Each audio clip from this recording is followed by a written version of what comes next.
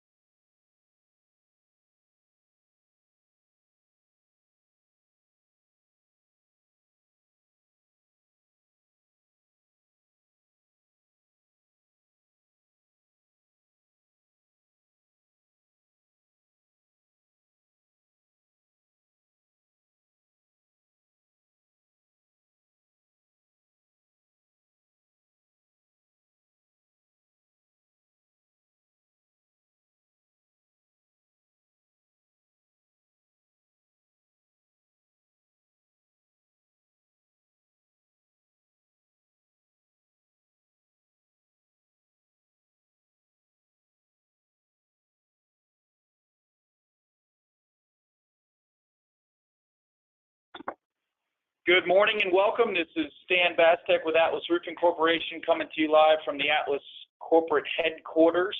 Alex Dale, my co-presenter, should be on as well. Alex, can you hear me, or you should be unmuted, buddy? I can hear you fine. Good morning, everyone. Good morning, Alex. Great.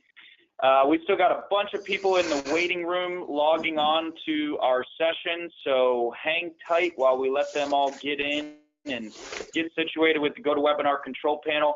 You should be seeing myself and Alex on the screen, and also our Power of Differentiation opening slide on your screen.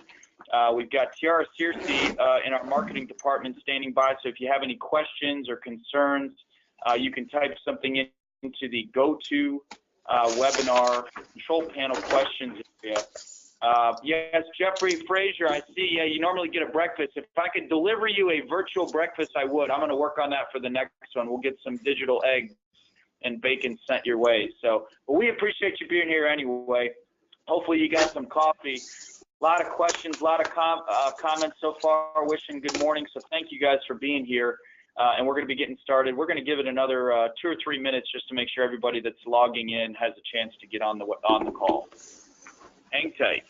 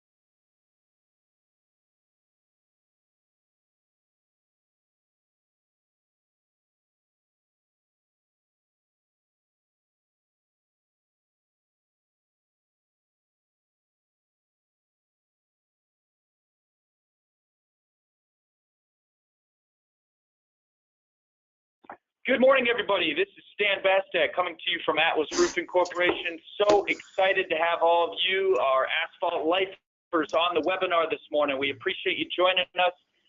This is the Power of Differentiation, a webinar all about best practices, really more than anything. And I'm joined by Alex Dale. So Alex, go ahead and say good morning to everybody. Good morning, everyone. My name's Alex, of course. Thank you all for coming on to this webinar with us. I'm the regional sales manager in the Mid-South region, so that's Georgia, Alabama, Tennessee, and part of Southern Kentucky. But I'm coming in live from a Beacon Roofing Supply branch. They were so gracious enough to let me borrow one of their offices this morning. Awesome, awesome. Well, we're going to go ahead and get started. We got a great crowd today, great audience jumped on this morning for our webinar. And a little bit of background as we jump into this. Atlas is doing these webinars once a month on various topics. We always post these webinars afterwards, full-length webinars on our Asphalt Life content site. So if you have other people in your organization that were not able to join this morning, always know that the full webinar will be available. We have past webinars where we partnered with Company Cam on job site documentation, with a social media company to help with your content and social media, with how to build a great sales organization. We partnered with Sheriff Goslin. So we have a webinar coming up next month. Tiara, who are we with doing our webinar with next month? Next month we'll be with Rick, with Dimitri Lipinski from Roofing Insights, talking about how to get started on your YouTube page. So it's really exciting. Great. So if you're trying to figure out how do I get started with YouTube and video, next month's webinar with Dimitri Lipinski from Roofing Insights will help you do it yourself and get out there in the YouTube world. You too can become a YouTuber. So look forward for that. And then we're going to be doing a financing webinar in June. So look forward to that as well. So again, all of these resources are brought to you by Atlas Roofing Corporation. Contact your local Atlas sales rep for more information or how to get more of this type of information and how you can integrate these tools from Atlas as well. So a lot of the stuff we'll talk about. So we're going to jump right in here, and Alex, I'm going to turn it over to you to kind of talk about this first statement that'll set the stage for what we're going to talk about with differentiation today, and that is who wins in a price war. So Alex, who wins in a price war? You know, I think at the end of the day, we're all in business really for what? To make money. And at the end of the day, we need to make money, whether it's for our shareholders, whether it's for us as a business owner, and even as consumers. We're in business of providing a value back to ourselves, whether it's money, whether it's saving on price. And as contractors, we can get pigeonholed into a price war pretty quick. So I think it's important to know that as a contractor who gets into a price war, you are not the one who ultimately wins. It's the homeowner who's the only beneficiary in a low bid environment.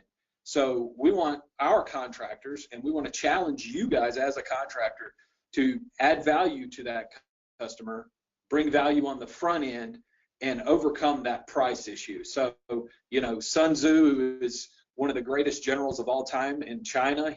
His quote is, "The greatest victory is that which requires no battle." So let's win that price war battle off of the battlefield. And it's by doing the little things. Yeah, there's another, thing that I think we talk about in this industry a lot, and we take very seriously at Atlas. There's always somebody willing to be cheaper than you.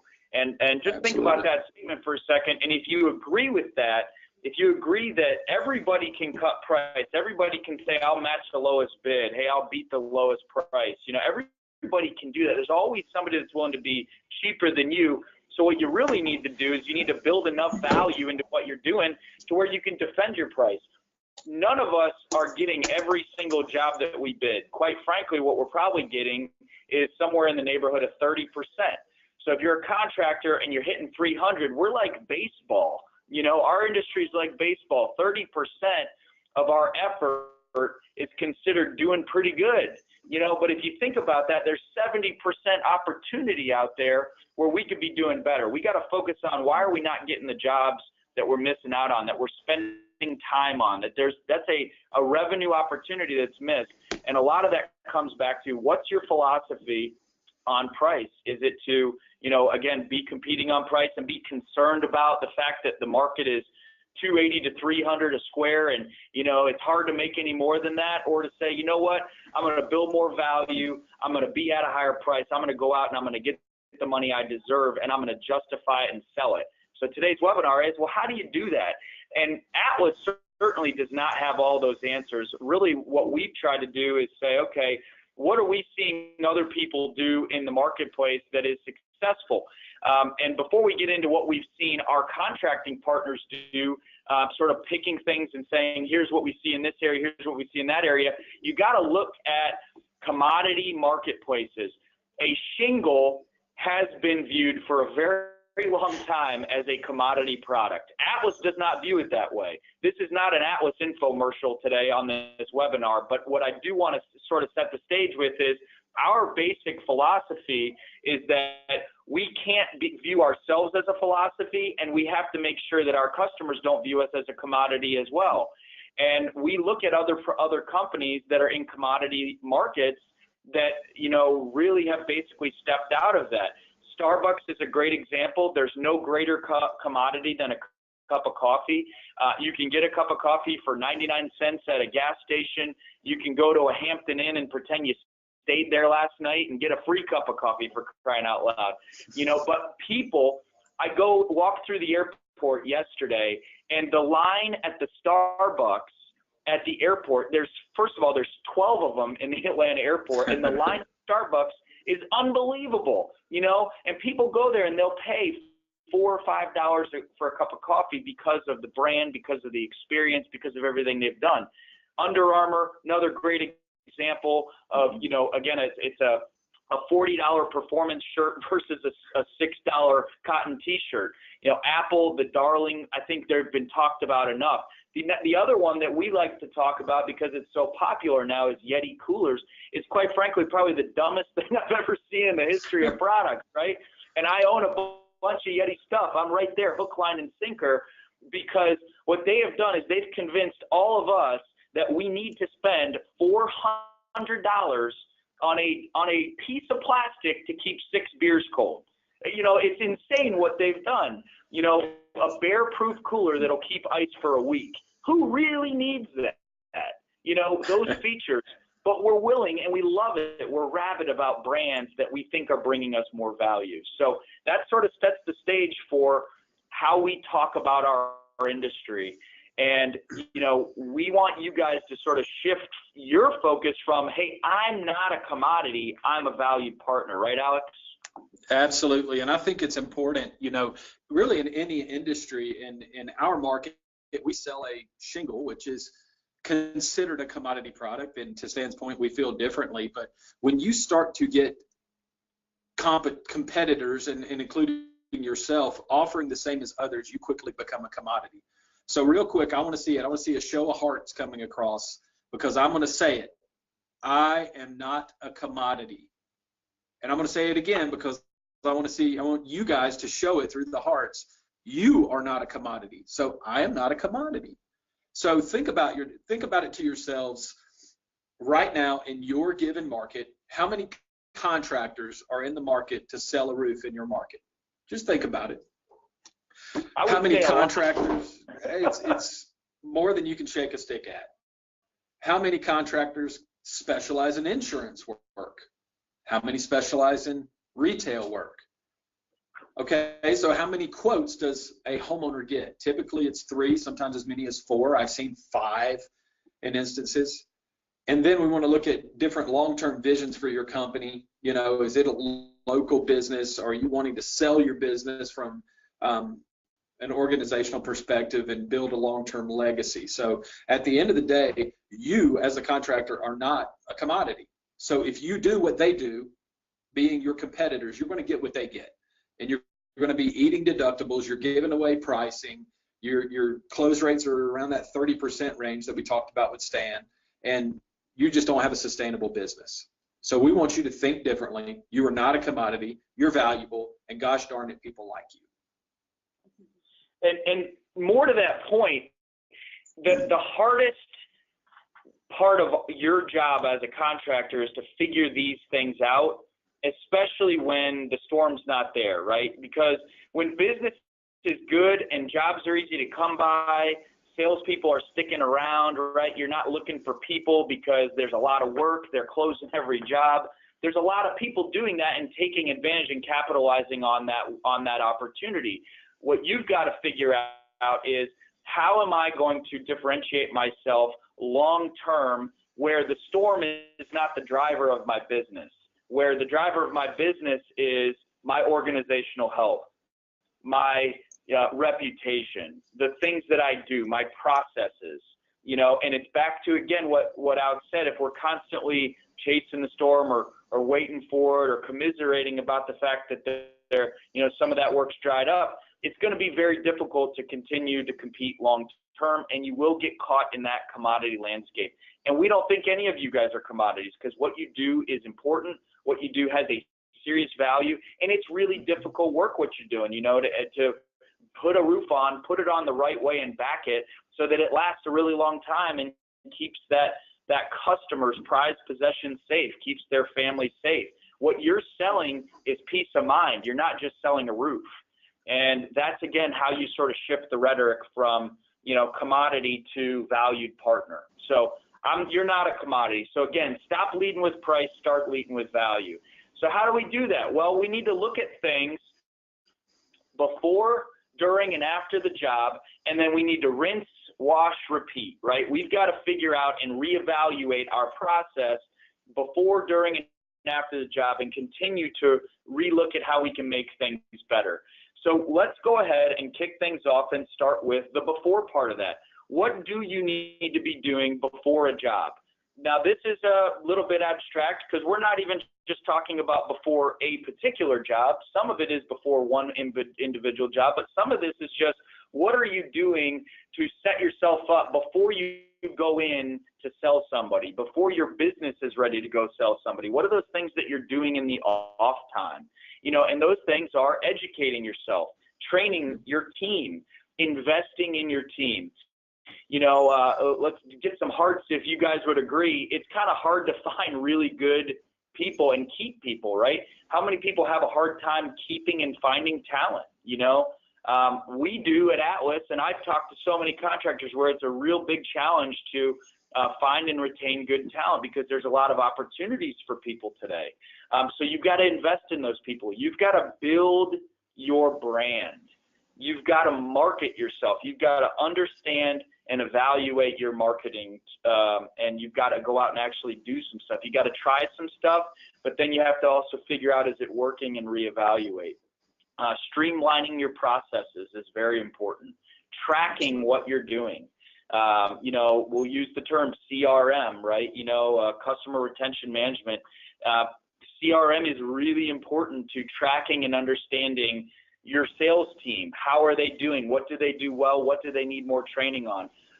Your customers, what drove the sale? What drove the lack of a sale? You know, how are you marketing to those existing customers? And really what the before part of your business is thinking, right? You know, we have a great partner of ours, our marketing agency, and their name is Think Agency, you know, and Think Agency it's a great name because it's all about thinking, right? This is a thinking person's game.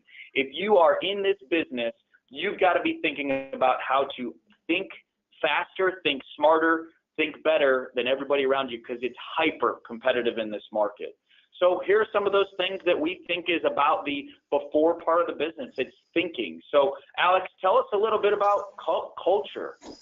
You know, I think culture has gotten a bad rap in the past. You know, it seems woo-woo, it seems kumbaya. We should be sitting around a fire and playing an acoustic guitar and roasting marshmallows. But culture is a living, breathing thing for any company. And it all starts with the vision that an owner creates. It starts with a vision that the shareholders or the stakeholders in a business have for the long-term vision of the company.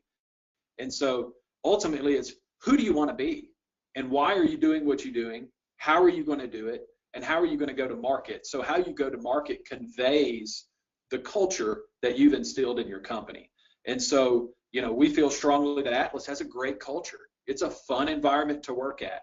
And we have daily nourishment in what we do. We have a team environment. So I'm going to ask you guys the question is, what is your culture? And if the answer is, you know, I'm not really sure, I would challenge you to take a long, hard look at the culture of your business, even as a small business, because it's invariably important, and homeowners see that when you interact with them. Yeah. I think the other thing with culture is there's no right answer to this, right?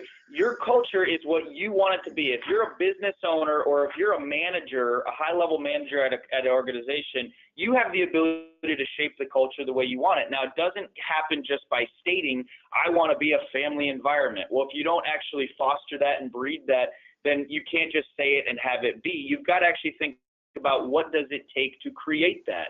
If you want to have a highly competitive culture, right, that may be really good depending on your business model. If you want a highly competitive culture where people can come in and compete and win and lose and feel that every single day, you've got to have boards and charts of who's doing what and percentage close rates. You've got to breed and feed your culture every day, but it starts with knowing what it is and knowing what you want it to be. Okay. And yeah, go ahead. I kind of equate a lot of things in this industry and really any business with sports.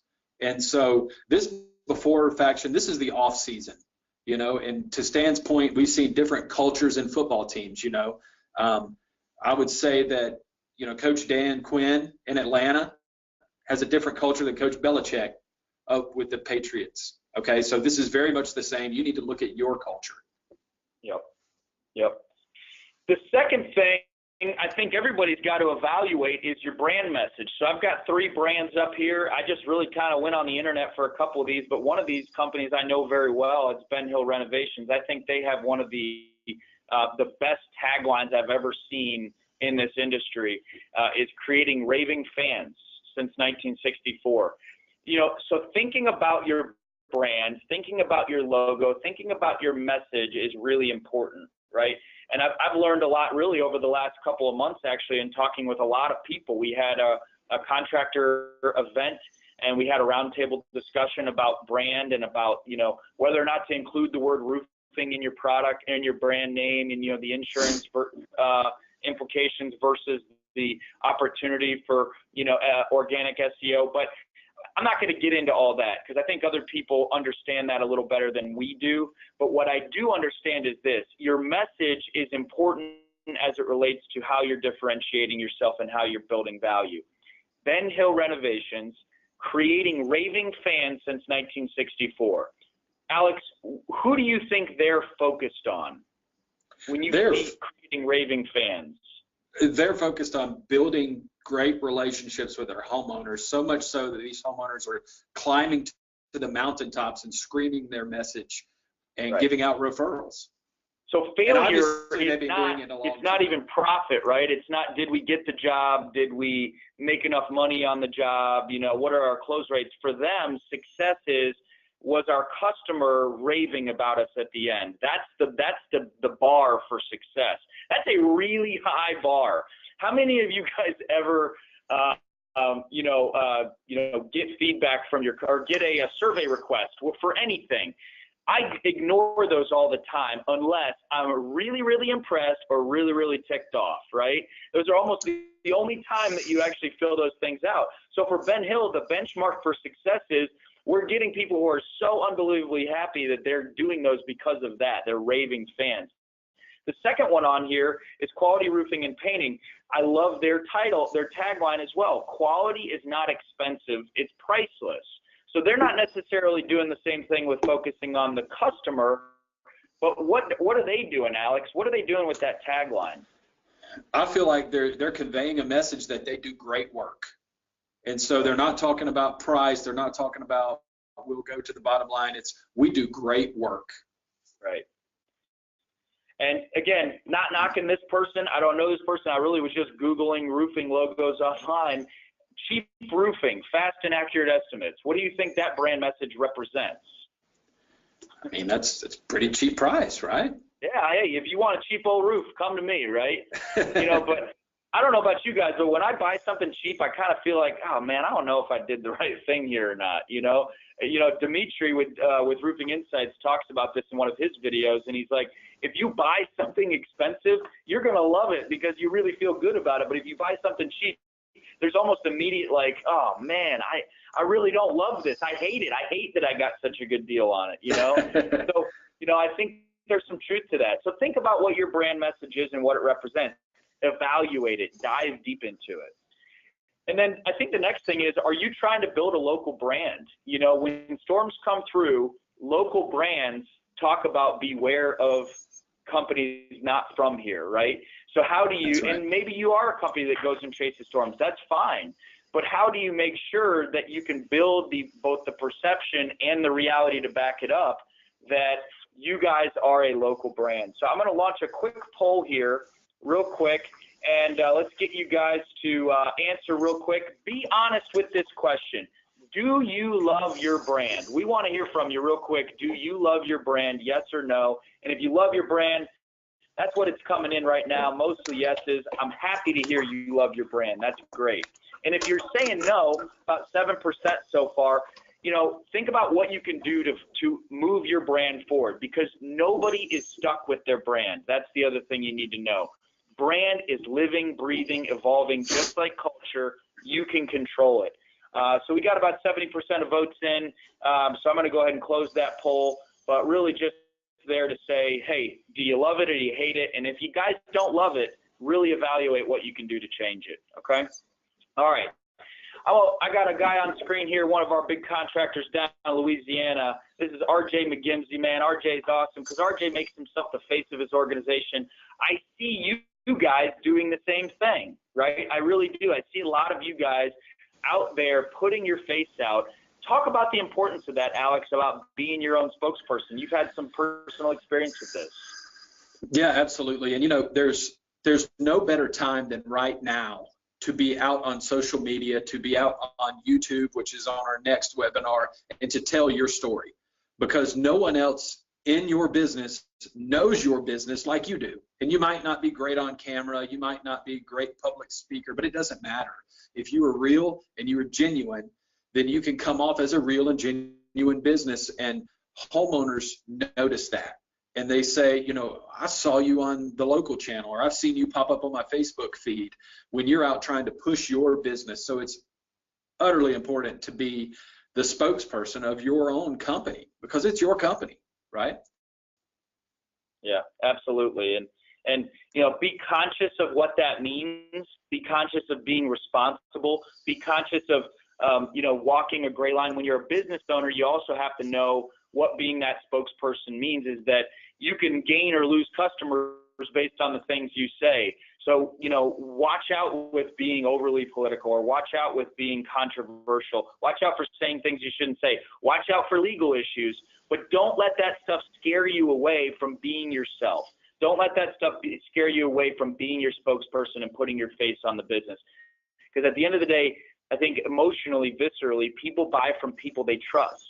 And I think that it's the same thing with this. So be your own spokesperson, okay? Recruit, train, and retain. You know, talking about which commission structure is best for your team. Again, this is not telling you what we think. This is just understanding, is it better for your business to go out and, you know, pay your people based off of gross sale versus a percentage of profit? What happens when you introduce upgrades at higher commission percentages for your reps? Are they more likely to go and try to sell some of those upgrades? You know, things that are going to make you as a business owner more money, things that are going to make your salespeople happier about if they have opportunity to go make more money than a base commission structure. You know, and then the other thing is using your sales team as a recruiting tool, right? Alex, speak a little bit about what you've heard from contractors about that.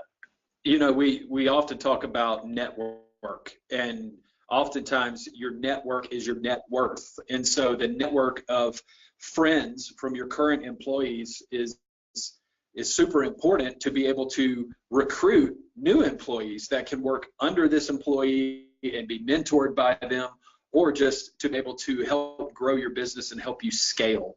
And so the best ways to grow your company is through recruiting the network of your current employees. Absolutely. Yeah.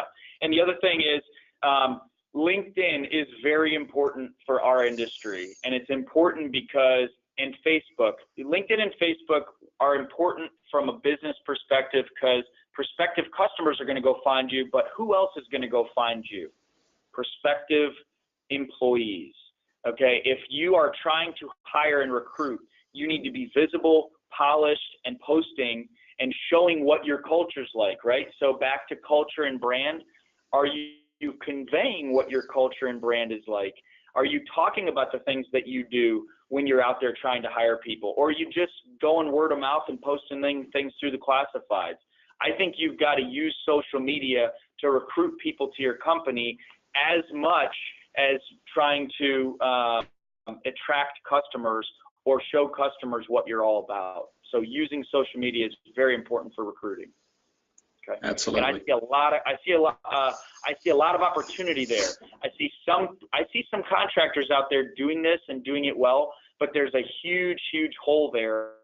I don't see a lot of people doing it and doing it well, which means if you're somebody that can go figure that out, you're probably going to find more people, bigger talent pool, which means more people to choose from. Okay. Yep. Training and education. You guys are taking advantage to that this morning, but I encourage you to go and get as much information and education as you can fit in. Obviously, there's times a year where that makes more sense. Hey, we're into almost May. It's April 18th here. So a webinar makes more sense maybe today than going to an event, but in the winter months, in the early spring before the season really gets going, make sure you're going to seminars, going to trade association shows, going to meetings. Go to every manufacturer's event you can and pick things up. Go to the GAF event, go to the Atlas event, go to the supplier events that are being hosted. I think that it's really important to get a well-rounded view so that you have enough information to make really good decisions about what's best for your business. And you pick things up. Go to the, I see all these different sessions that are out there. So much opportunity to get more information today. Keeping up to date with local codes, get on email lists. And the other thing I think is make it important for your people to be a part of that stuff as well, right, Alex? I mean, when you, an owner of a business that invests in their people to go do something, tell me about that. What happens in that situation, Alex? Well, this helps in that culture perspective that we're talking about. So culture is often bred through training and taking and making an investment in your team. And I think oftentimes one of the best ways to train your team is something that I've been involved in the past that I challenge my contractors to do. It's called train the trainer. And so we want our teams to train the trainers, because what's one of the best ways to learn something is to teach it, because you get to learn it twice. So when a company can go and take that extra step to invest in their team, it breeds this, all of a sudden there's this feeling and there's this aura of this company cares for me, and that helps with that retain piece that we're talking about with our employees. Yep. Yeah, great point. We have a question from Tony Bauman. Tony, this is a fantastic question, and it's I'm going to give you my perspective, and Alex, can give you his as well. And if there's any other comments that people have, we'll share those with you, Tony, after. So here's the question: how do you educate your customers about all the companies that are not in it for the right reasons without coming across as bad-mouthing? What an incredible question. I think that we deal with this, right? We think we've got the greatest thing since sliced bread at Atlas. We got Scotchgard shingles and HP 42. You've got to go out and be a brand champion of your stuff, but you also have to acknowledge what else is out there. So I think there's a couple of things you can do. One is you've got to really hone in on your process, what makes you different, and then challenge your customer to say, okay, this is what makes me different. When you are evaluating these other bids, I would make sure that you, at the very least, ask these questions. I'll always be willing to be a resource for you if you have questions, but don't accept everything at face value and ask these very specific questions. And that really comes back to knowing what is in your bid, what is in your process, what is in your whole, go-to-market strategy. The second thing is, I'll steal another thing I heard recently from somebody. I can't remember who I heard this from, but essentially what you need to do is you need to figure out, if you were to do a roof and not use your own company, what are those 4 or 5 companies that you would use, right? So think about that. Think about presenting to your customer, if I wasn't going to bid your roof because I think I'm going to do the best job, here are some other companies I really value and respect. Then if some of these other guys who you're saying aren't in it for the right reasons, aren't on that list, that sort of would stick with me if I'm a customer. Oh, well, if I'm not using at least one of these 3 or 4 companies, then I can immediately eliminate those. So those are a couple strategies I would look at, and you got to figure out whether or not you'd want to promote any of your competition. But if you're ever dealing with that, really dealing with that, that's one outside the box way of looking at it. But start with yourself and what you do, and then challenge that customer to ask questions about, are they saying they're going to do the same things? Alex? Yeah, I 100% agree with what you said, Stan, and that's a great question, Tony, and it's a struggle that a lot of our contractors have in any market. And I think first and foremost is to be the resource for that homeowner and to let them know that here, I'm here to answer any questions you may have. And even if you don't use us for your home, give me a call if you have a question about my competition and something they're proposing, and let me be a resource for you, because the second you become that resource and someone they can pick up the phone and call with a question, then all of a sudden you've got an inside track on that business. But to Stan's point as well, and what we talked about as far as being the spokesperson of your company, no one knows your business like you. So the best thing you can do is focus on your company and why you are the best at what you do. And I would tell a homeowner, anyone can quote a roof, anyone can build a roof. There may be some local codes or licensing requirements, but the competition pool is huge. But here's why I feel we're good, and this is what we believe. And then let that homeowner make an informed decision. Yep. Tony, hopefully that answered your question. And if anybody else has any comments on that, please share them through the questions portal, and those are things that we'll make available to the group after the webinar. So to keep things moving here and kind of get through this before part, you got to market like it's 2018. You got to market like it's today and take advantage of free resources. If you're not doing all the free stuff, again, there's nobody to point to other than yourself as to why you're not happy with your marketing. You've got to invest the time, and it's called do it yourself, right? You've got to take advantage of social media, Facebook, Instagram, Twitter. You have to own your Google business profile. I can tell you right now, there's nothing more important today, in my opinion, online than owning your Google business profile and actively working to enhance it with photos, geotagged photos for a roofing contractor. It's not as important for me as a manufacturer to focus on Google Maps and Google business profile, because consumers aren't looking for me. You have people actively trying to find you. If I'm looking for a service provider, what am I doing? I'm going on my phone and I'm opening up Google Maps and I'm typing in roofing contractors. And I'm going to see all the pins of people who are roofing contractors around me. A lot of stuff is driven through Google search, but also Google Maps search. And that stuff is driven from your Google business profile. You need to make sure that all of the people who are on job sites for you have access to your Google business profile as an admin or a contributor, and that they can add photos from job sites, geotagged photos, where you post those photos every time you're doing a quote, every time you have an install going on. You're taking a picture of what you're doing and you're posting it in Google Plus on your business profile and also on Facebook. What Google's going to do is it's going to say, this person that is posting through this business profile is showing me that this business is more important in these areas where photos are being geotagged.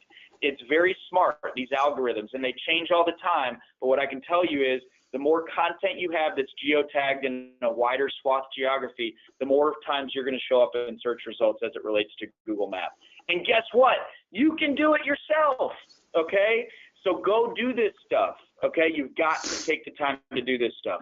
I'm not going to get into all the other social media opportunities in detail on this call, but just know there's a world of resources out there. And we did have a comprehensive webinar a couple months ago on social. You can go back and reference that, or call us, call your local rep, and we'd be happy to do some one-on-ones.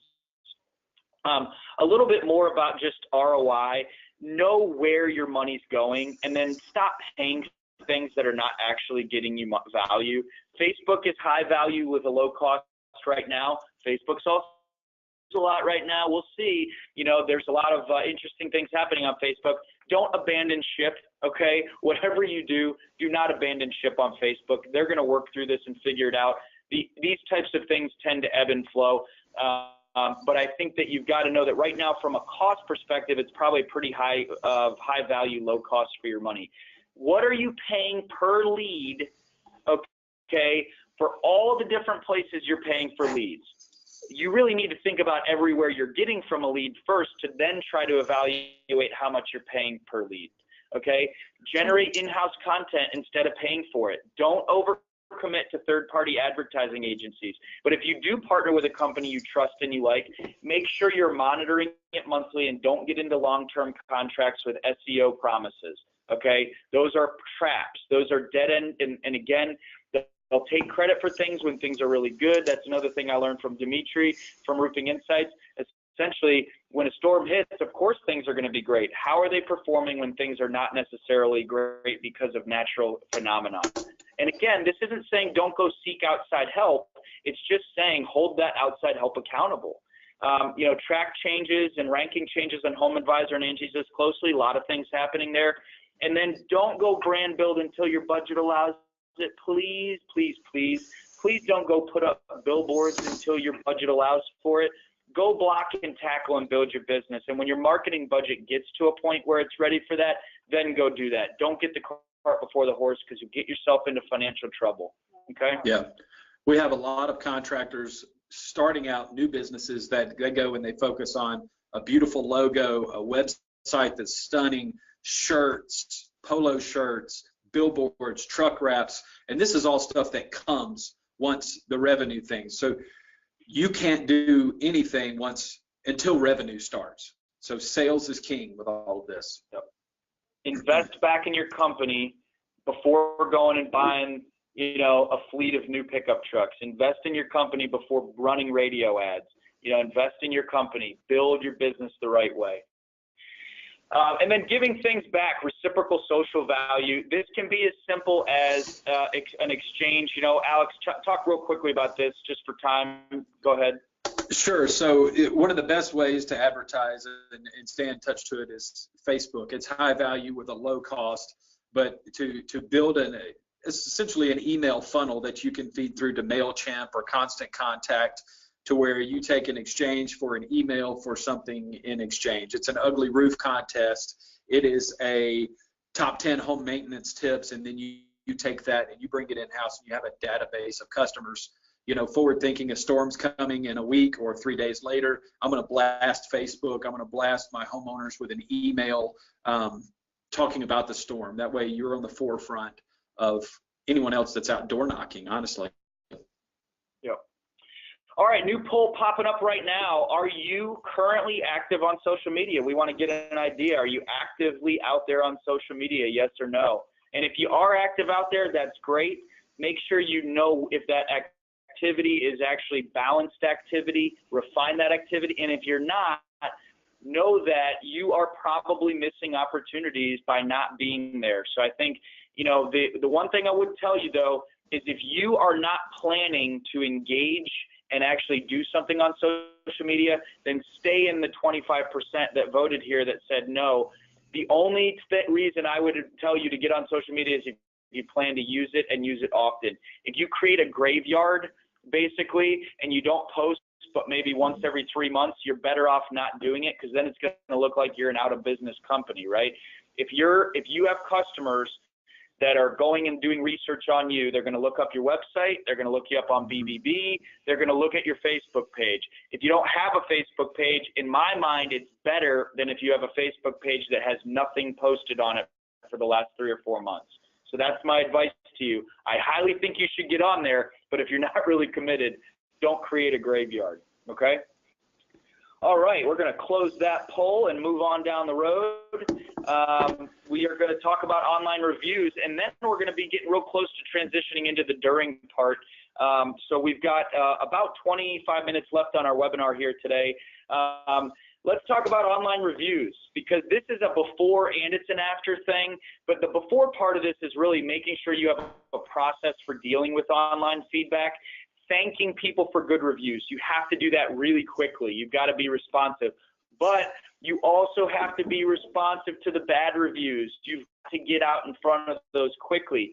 I can't tell you how often Atlas has gotten a bad review online where some of our own people have gone in and said, hey, tell us more. People who are Atlas contractors are like, tell us what happened, you know, because we haven't had that same experience. Or, you know, and then we respond and we say, hey, you know, we try to deal with it in this way. Please contact us. We'd love to work through this with you. If people see that you're responsive to it, they're not going to look at the negative review as the indication of your company. If you go on Amazon, nothing is a 5-star. Everything that you buy on Amazon is anywhere from like a 3-star up to like a 4.8. I don't know if I've ever seen a product with a lot of reviews that was anything better than like a 4.7 or 4.8 star review. So you're going to get bad reviews because you're always going to have some people that are just not satisfied with the situation. Deal with it, right? Know where you stand with Better Business Bureau. Take steps to improve your rating. Solicit reviews in an ethical way, right? Mm-hmm. You know, figuring that out is, you know, tricky as well. And I'm not going to tell you what that looks like from our perspective, but I think that you got to make sure you're soliciting it in an ethical way, but you are soliciting it. And then you need to know all the places where your company is listed and could be reviewed. When we first went through this exercise about 6 years ago, what we found out was shocking, that there were so many holes on the internet of places where people were talking about our product that we weren't even aware of. So you need to make sure you're aware of where people could be talking about you. And then don't miss leads due to out-of-date info, okay? Make sure you're managing that. Alex, anything else you want to add on reviews? Anything you've seen or heard from your customers? I mean, it's pretty cut and dry, and it's not a matter of if something will happen, it's when, and then you just got to be able to react to it. And it's the same thing in a manufacturing environment. So I agree, Stan. Yeah. So I'm launching another poll. I just want to find out, have you ever gotten a bad review?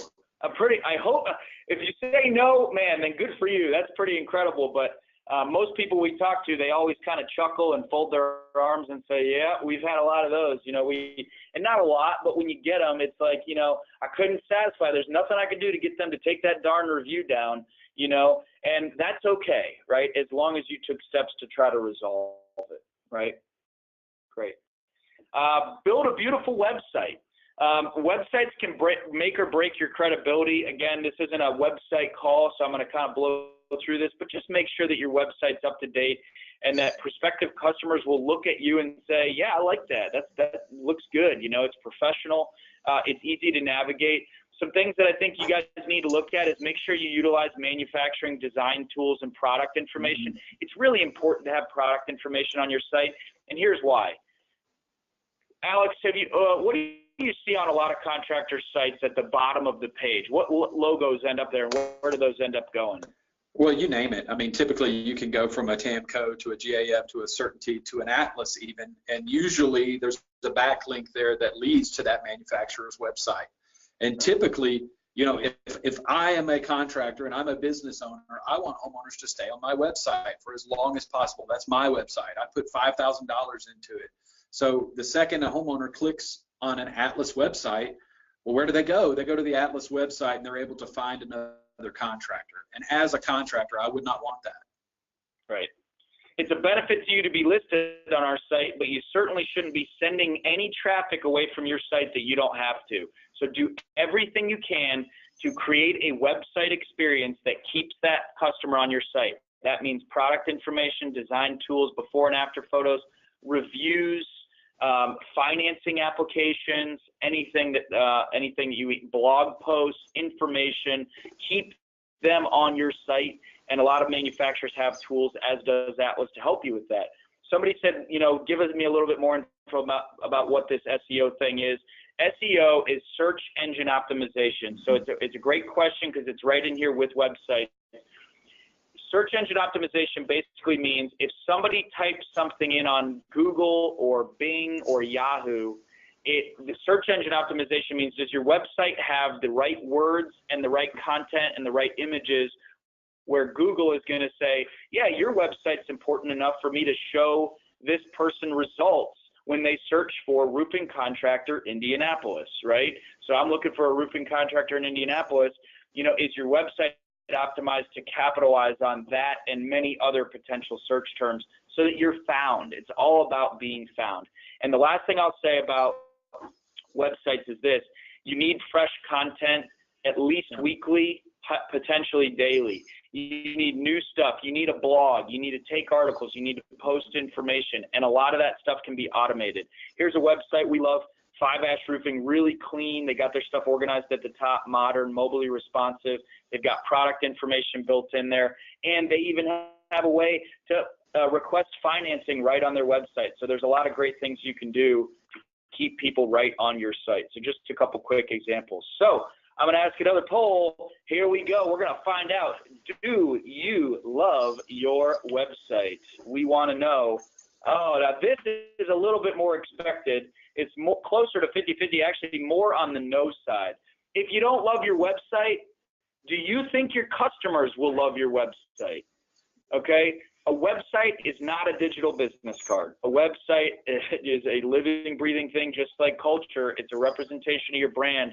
You know, don't overpay for it, but go out and make sure that you get to a place where you love it, and make sure that your customers are going to love it, and know where they're clicking and know where they're not clicking. Don't invest in sections of the site that nobody's ever going to, okay?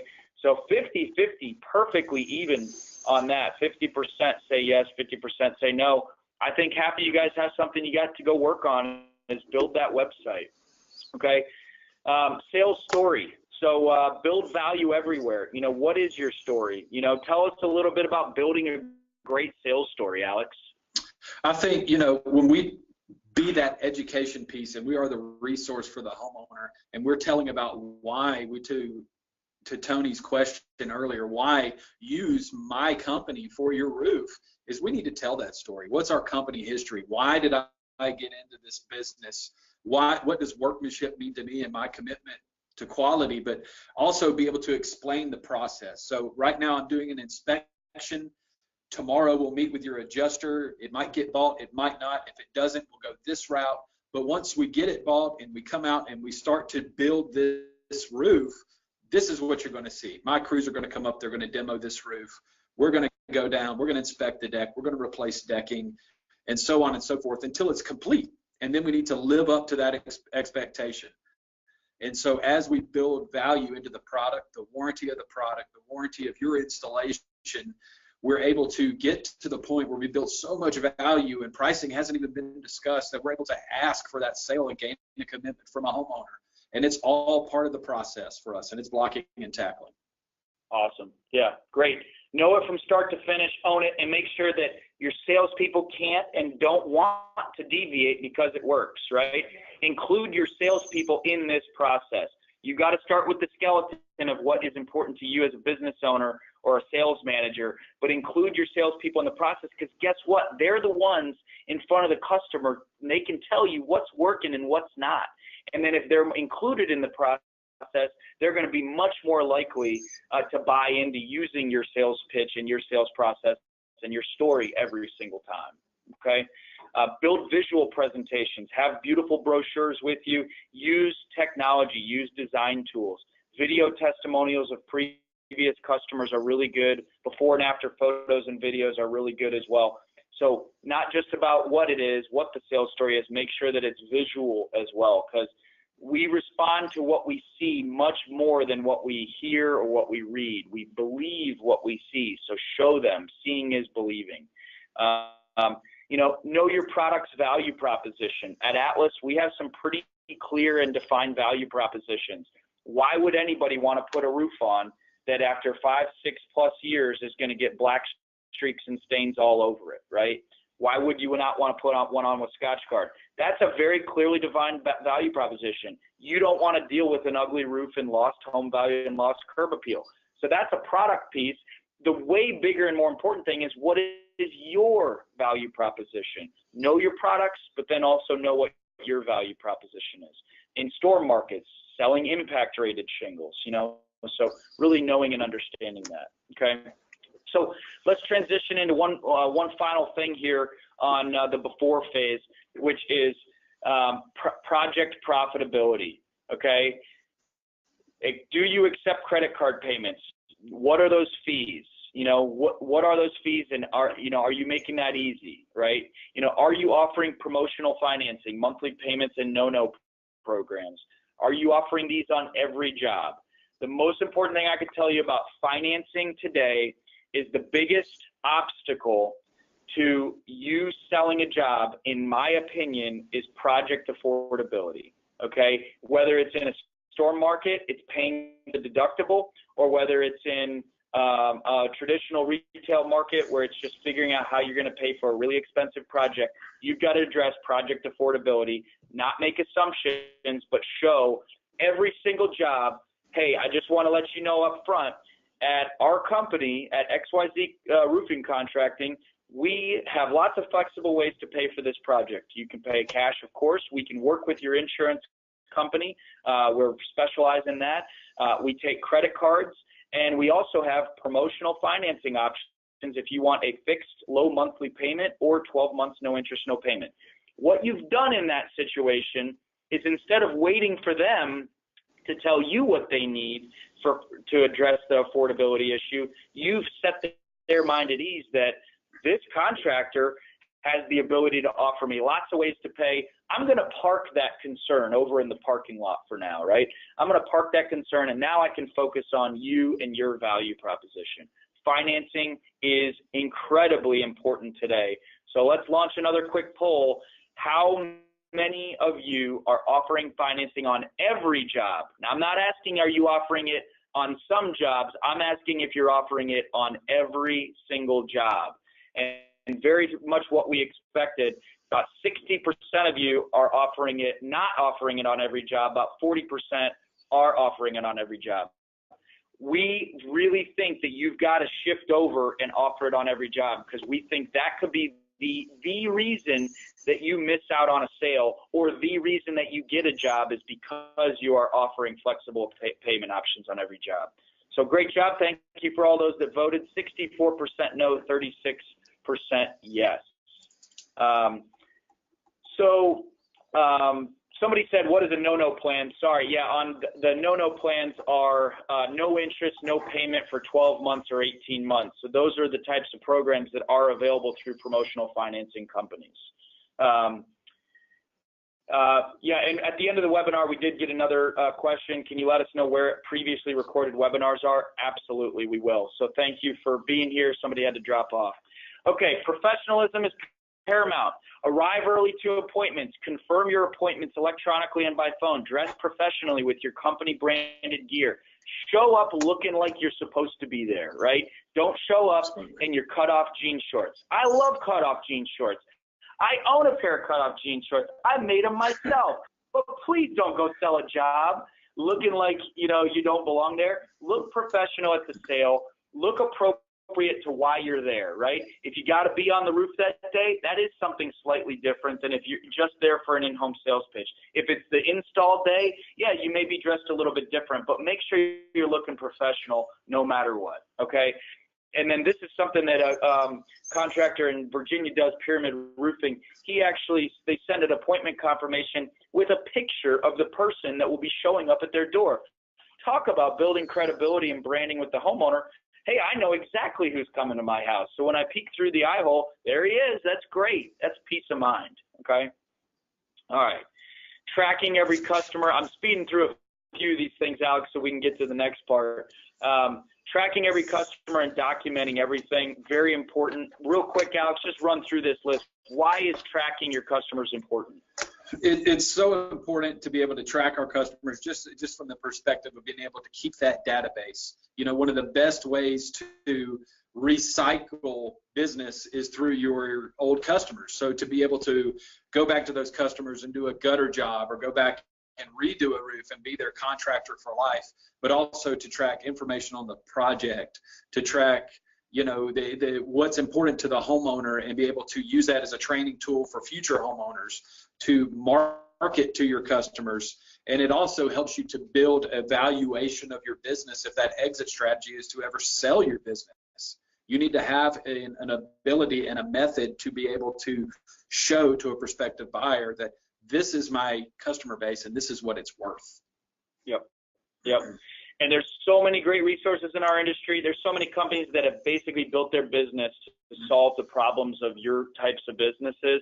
Company Cam's one, Job Nimbus is another. We've looked at these companies. They do really cool stuff. AccuLinks, companies like that. Go evaluate these things for yourself and figure out what makes sense for your business. But start doing it now, because the sooner you start doing it, the better you'll be and the better off you'll feel about how you're tracking and marketing to customers. Okay.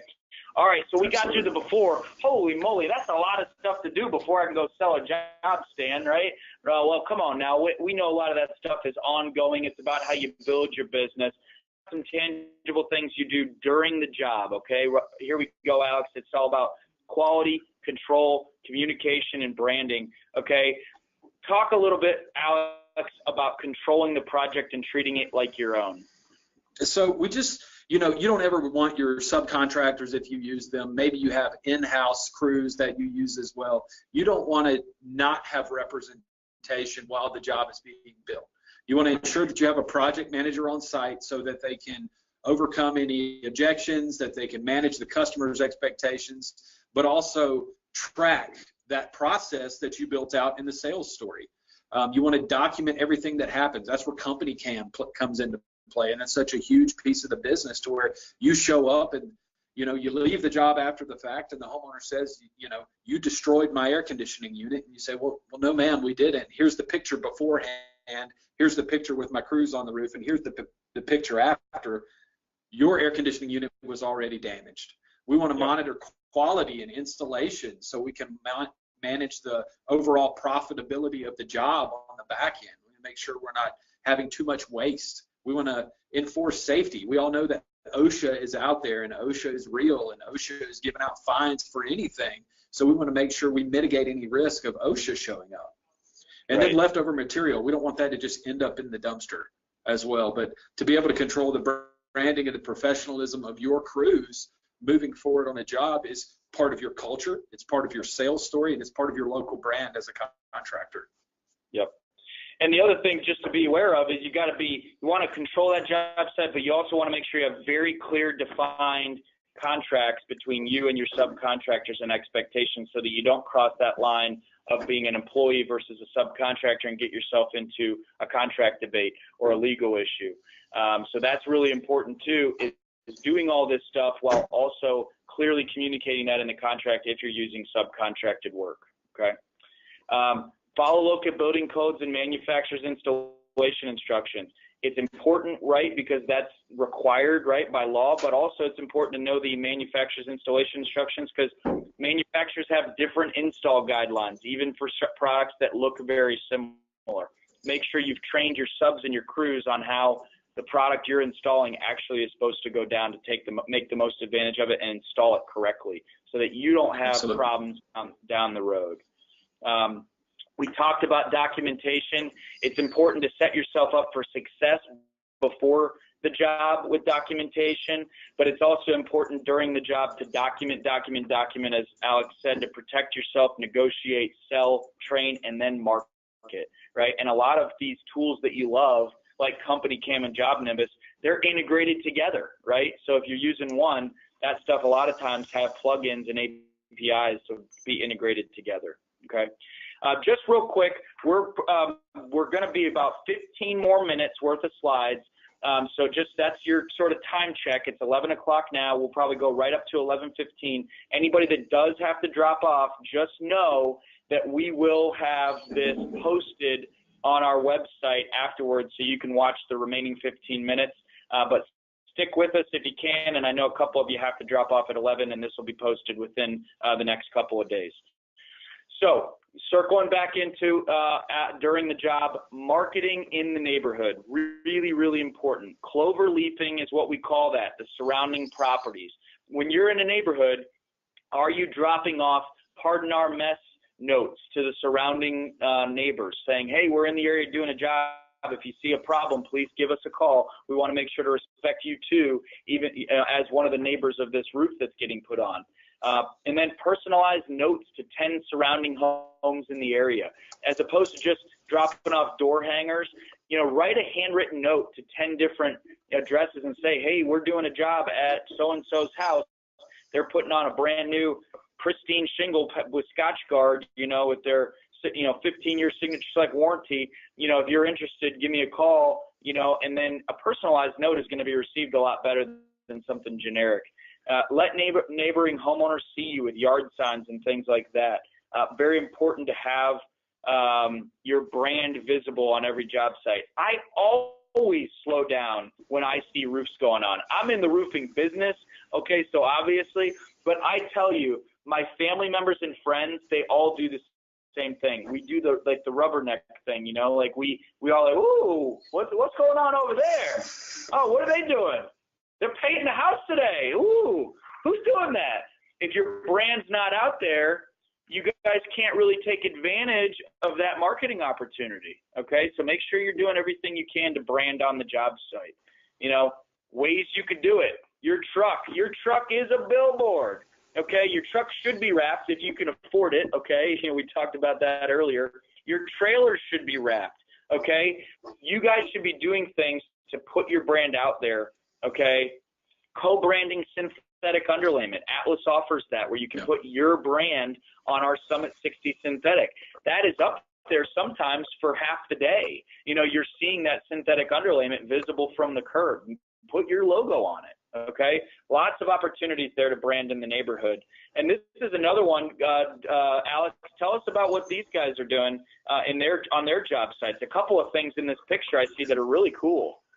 Yeah, this is a contractor in the Atlanta market, and we co-brand tents for contractors, and that's very powerful. And we've got a sign outside that says slow down, and we have signs that say roofers at play, but this is a sign for a homeowner to drive by, slow down, garner interest, want to figure out what's going on. But we're going to have that project manager and use them as a sales tool with information about your company, information about the products, information, really anything. You can have a Better Homes and Garden magazine sitting out, but you use it to your advantage. Give away lemonade, give away cookies, donuts in the morning, and just thank homeowners for allowing you to be in their neighborhood and just create this nice big sense of family in the neighborhood. Right.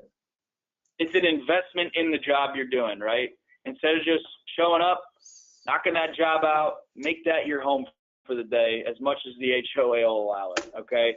And make it feel like a place that people are like, this is great. What a great project that's going on here. They're really taking time and taking care, okay?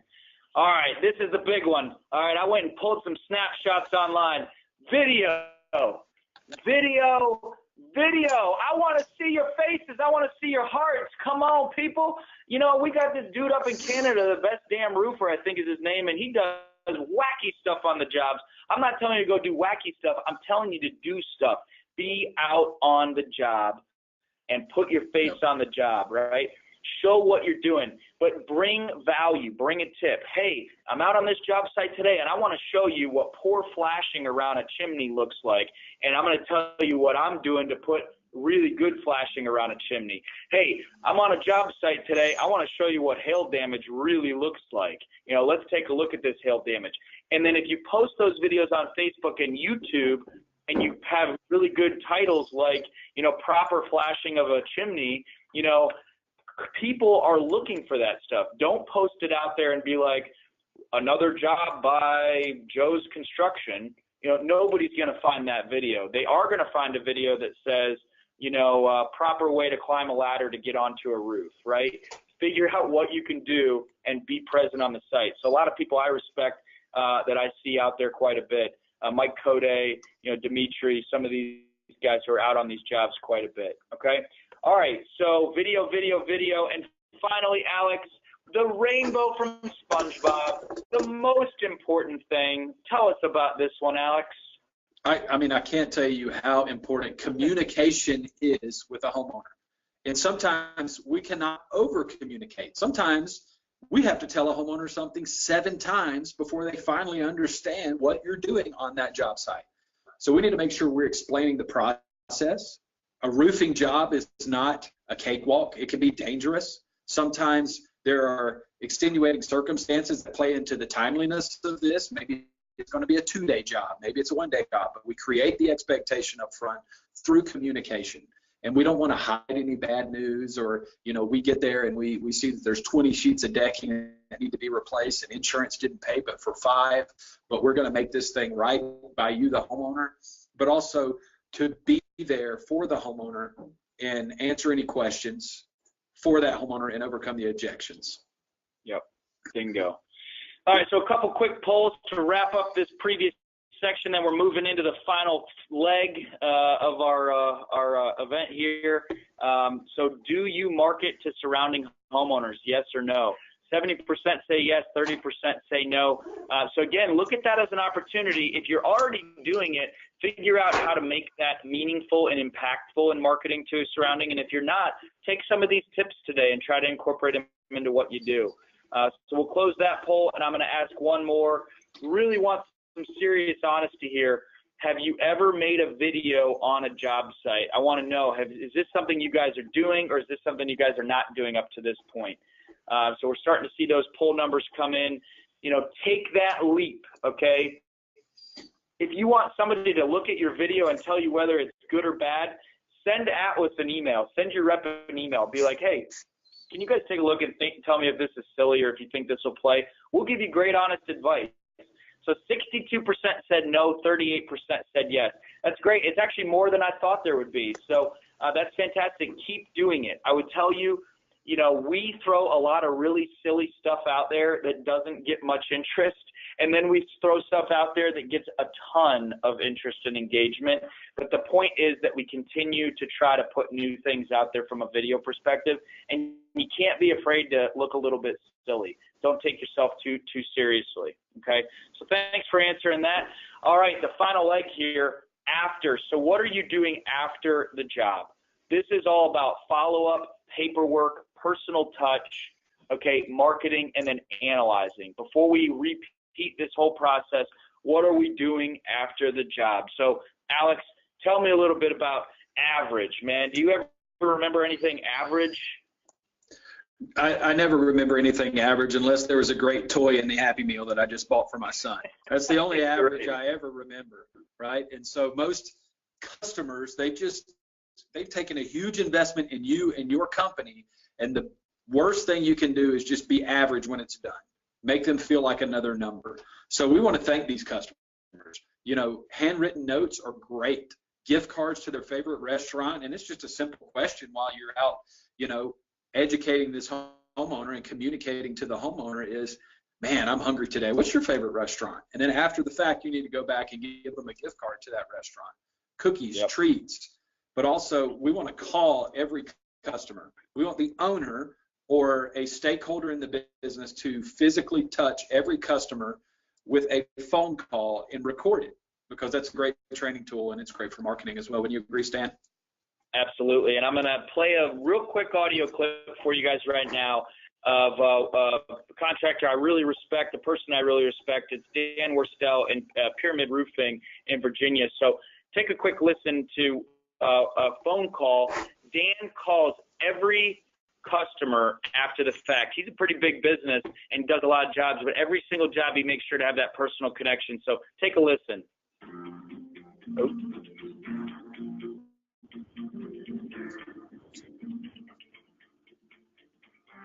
Hang on 1 second, I apologize. It's always this that we have the technical difficulties with, but I know I can fix it in 1 minute. There we go. All right, here we go.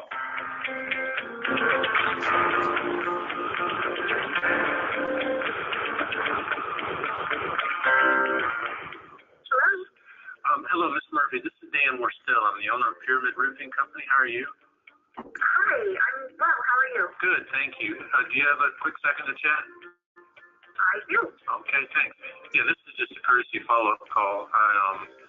Like I said, I'm the owner of the company, but I don't get a chance to get out and see every job, but I always like to call and follow up. And first of all, say thank you very much for your business. Much appreciated. And I'd just like to ask, was any other roofing companies, or how did that go? I did. I did take 2 other estimates besides Pyramid, But I ultimately decided on pyramids because one of my main concerns that I expressed from the very beginning and to Derek when I finally met him was that I hated the stains on my roof and how it stood out in the neighborhood, and I just didn't like the overall appearance of the house. And he had an immediate solution to it. He didn't, skirt that cosmetic issue under the rug. He explained how Atlas shingles guaranteed against staining, so he was just had all the answers to my main concern, and I didn't get that from my other bid, so I had to go with pyramids. So it was more than price, and the important thing for you was just knowing that you're going to have a streak-free roof for life then. Right, yeah, the other bids were cheaper, but I didn't want to come home to another stained roof in 5 years and, be all upset about it again. So it was definitely worth the larger price. So I'm going to cut it there, but I really want you to take two things away from this. Obviously, we loved hearing things like this. That was a real call, and he calls every single homeowner. The takeaway here is, there was value in his bid, particularly for that homeowner that really hated those stains on the roof. But the second thing here is that customer likely to tell somebody else in her sphere of influence, her mom, her brother, her best friend, the person she's down at the tennis club with, or the people in the PTA, or people at her coworker? Is she likely to tell that person who she hears, oh, I need a new roof? Is she likely to say, you know what, I really think you should go with Pyramid Roofing. They did a great job. I would say absolutely, and I think it's even more so because of that personal touch, because of that phone call. So what are you doing to give a personal touch? And again, these phone calls, that's pretty easy, cheap software you can invest in to record those calls. It's great for training and obviously great for getting feedback and driving some value. So really, really think that's a great way for you guys to do that.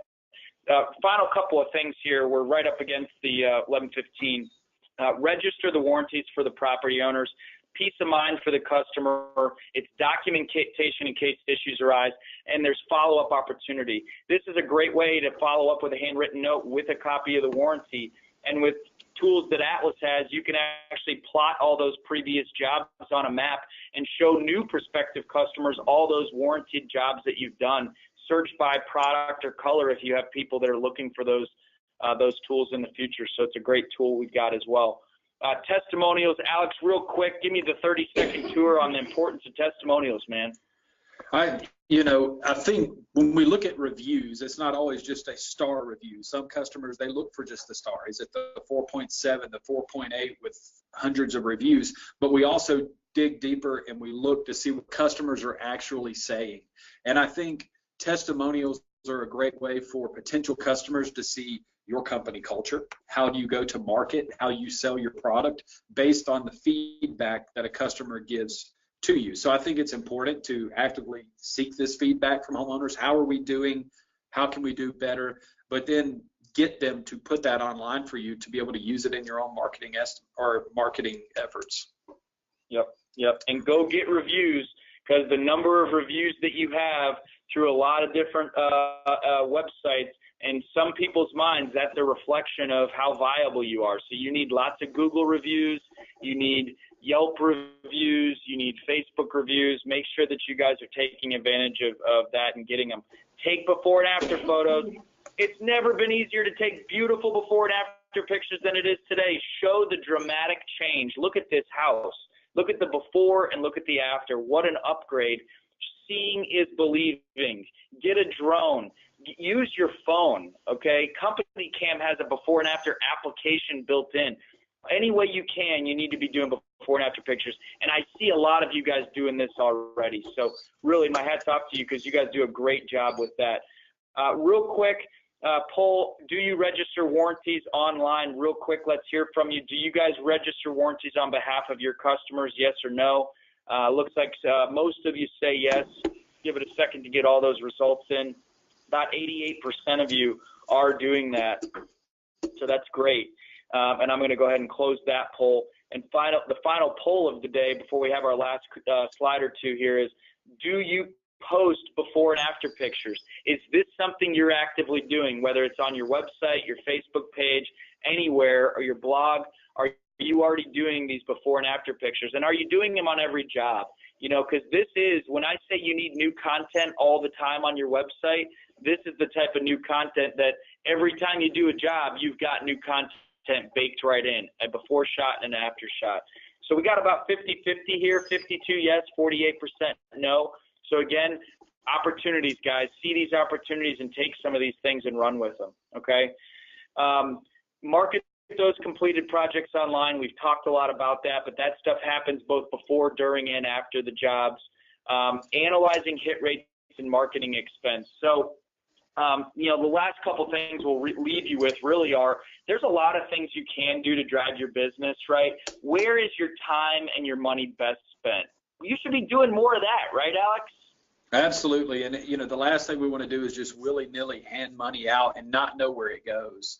So you need to be able to track it, and that's part of the part on the front end is to build a process to where we can track that. But if I find out that sticky notes with clover leafing is my best resource for leads, I need to do that tenfold. So you need to track it, and we need to do more. Yeah, you need to know exactly how much you're paying a month for online listing services, for marketing agencies. You need to know all that stuff and figure out where's your biggest return on investment, and then do more of that, okay? And be willing to try stuff. It's super, super important. Does the homeowner need to sign off for use of pictures? That's a great question. I think that largely I would say no. If you're using their likeness, or if you're posting an address, like an actual street address, then I would absolutely get a release. If you're on a project and doing a project, I would say that it's not necessary, or, you know, to do that. And if somebody saw it and they said, we want you to take it down, it's as simple as taking it down. But I think that's pretty fair game.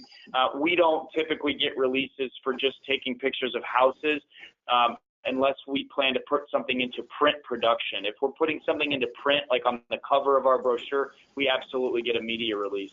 But I would 100% of the time get a very simple media release drafted up if you're doing video testimonial reviews of a homeowner saying something, right? If you say, hey, tell us about your experience, make sure you get them to sign something so that you're covered in the event that they want it taken down later. And I wouldn't leave it up if they really want it down, but at least you are covered if they question you down the road, okay? Great question. Final thing here, build your value and sell your value, right? It's where dreams and reality intersect. Alex, take us home on this concept, buddy. Well, you know, I feel strongly, and I feel some others will agree. Hit me with some hearts if you agree. You know, value-added marketing is so powerful in today's day and age. So you're going to position yourself as the expert in your area and your field, and it's about building your brand. It's about building your story. It's about resonating with homeowners, that you are that expert. And once you have reached that through value-added marketing, it doesn't matter about anything else. You know, homeowners will reach out to you because you're creating raving fans, right? And that's what we want. So, you know, when you can take a customer, and that's what the before and after photos are great, and you can take their home and turn it into something beautiful and powerful to be able to sell more jobs, you are becoming that contractor of choice. And again, we are no longer the commodity in a market, which is not what we want. Yep. You got it. Well, guys, you've been an awesome audience. A couple of quick reminders here. This was all about landing more jobs by doing the little things. We don't have it all figured out. These are best practices we've heard from you, from people all around the country. If you have more best practices that you think we should incorporate into this presentation and into sort of trying to, all boats rise with the rising tide, they say, as we're out talking to contractors around the country, trying to help everybody get better and create a contractor network, an asphalt lifer network of people that want to do things the right way and build a really, really positive, powerful industry. Tell us what those things are so we can go share them. We want to know what you do to differentiate your business. And if you want to find out more ways to differentiate your business with Atlas, please come see us. We are going all around the country this year at the Atlas Roofing Road Shows. Come find the Atlas Asphalt Life truck. atlasroofing.com/roadshow. We're coming to a city near you. We've got big shows. We've also got conversion events that we're doing all over the country. Talk to your local rep if you see a city that we're going to be in and you want to come spend more time with us. We really appreciate your time today. Alex, any final message you've got for the group? No, thank you so much. You know, here at Atlas, we're advocates for the industry. We love the contractors. We feel like this industry lives and dies by the contractor. So thank you guys for taking the time to just invest in your business and just get better. Absolutely. Thank you so much. Hey, guys, have a great one. Good luck this roofing season. It's here. Roofing season's here. Go get it. And we'll see you guys out on the road somewhere, and can't wait to see you guys at our next event. Take care.